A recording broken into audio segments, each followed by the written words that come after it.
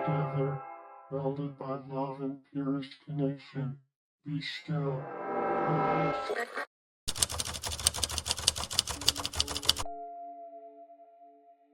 Era una noche cualquiera en una pequeña ciudad de Pensilvania.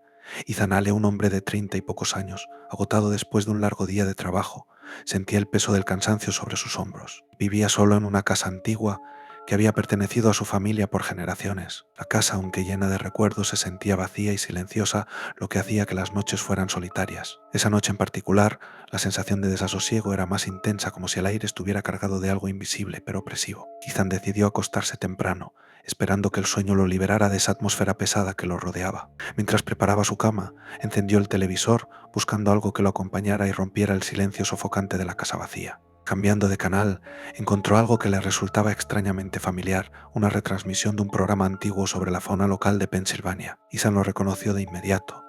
Era un programa que veía de niño, aunque tenía el vago recuerdo de que había terminado hacía años. Sin darle mucha importancia, dejó el televisor encendido de fondo mientras se metía bajo las sábanas. El narrador del programa hablaba con una voz calmada y monótona sobre los bosques que rodeaban la región, describiendo animales nocturnos que acechaban bajo la luz de la luna. La suave cadencia de sus palabras casi hizo que Ethan se durmiera de inmediato, pero justo cuando sus párpados comenzaban a cerrarse, la transmisión se cortó abruptamente. La pantalla se llenó de estática, acompañada por un zumbido extraño y molesto que hizo que Ethan frunciera el ceño. Intentó cambiar de canal con el control remoto, pero nada sucedió.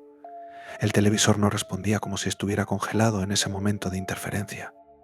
Ahora completamente despierto, se incorporó en la cama y presionó los botones del televisor con frustración. La estática continuaba, un ruido sordo que vibraba en sus oídos.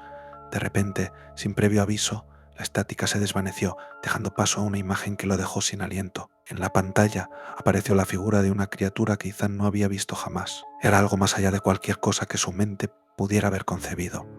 La criatura tenía una piel roja y arrugada, como si su carne se hubiera derretido y vuelto a pegar de manera grotesca. Su rostro estaba distorsionado y sus ojos, o más bien los vacíos donde deberían haber estado, parecían mirar directamente a través de la pantalla, penetrando la realidad y observando a Ethan con una intensidad perturbadora. Cada vez que Ethan intentaba apartar la mirada, una fuerza invisible lo obligaba a seguir viendo.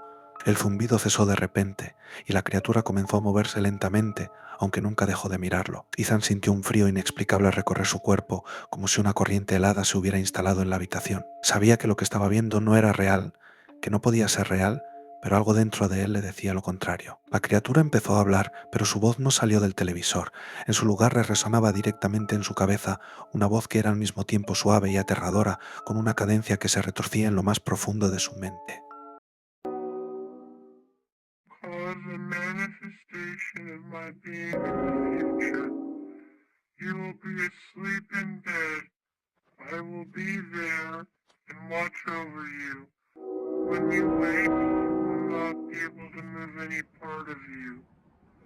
When your doctors eventually find you, they will not see me, but you will, and I'll see you too. Forever, I'll see you. La voz decía lo siguiente: provocaré una manifestación de mi ser en el futuro. Estarás dormido en tu cama y estaré allí, velando por ti. No podrás moverte, ni un solo músculo. El miedo se apoderó de él de manera fulminante. Intentó moverse, pero su cuerpo no respondía.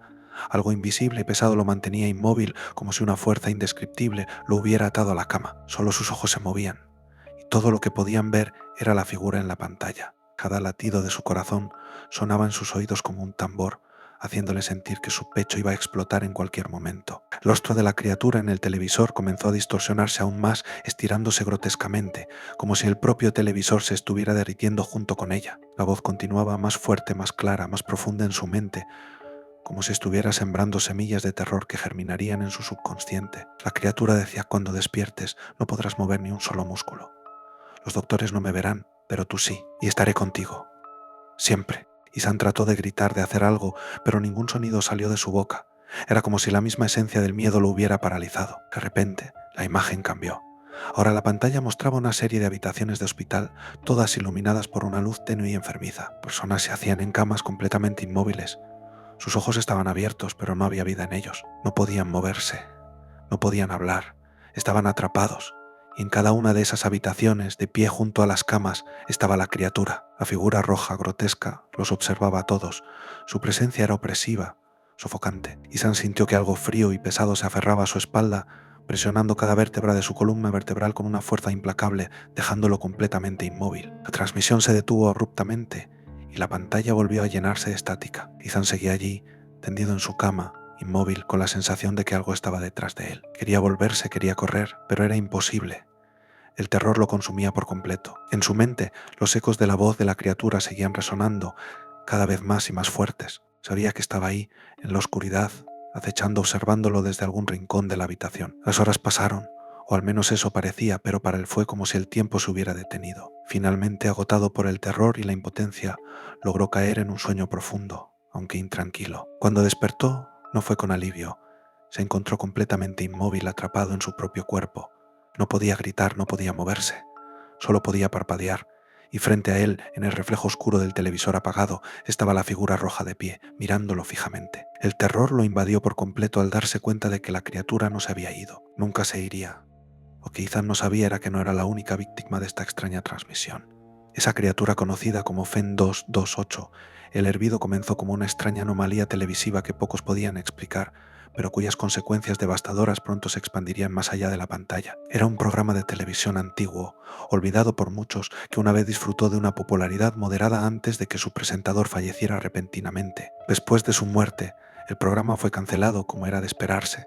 Sin embargo, años más tarde, algo perturbador ocurrió. El programa regresó al aire de forma inexplicable, como si nunca hubiera terminado, pero esta vez con un giro macabro. La transmisión comenzó como cualquier otra, aunque la calidad del vídeo era borrosa y el sonido distorsionado, como si la cinta hubiera envejecido mal. Lo inquietante ocurrió minutos después de iniciar.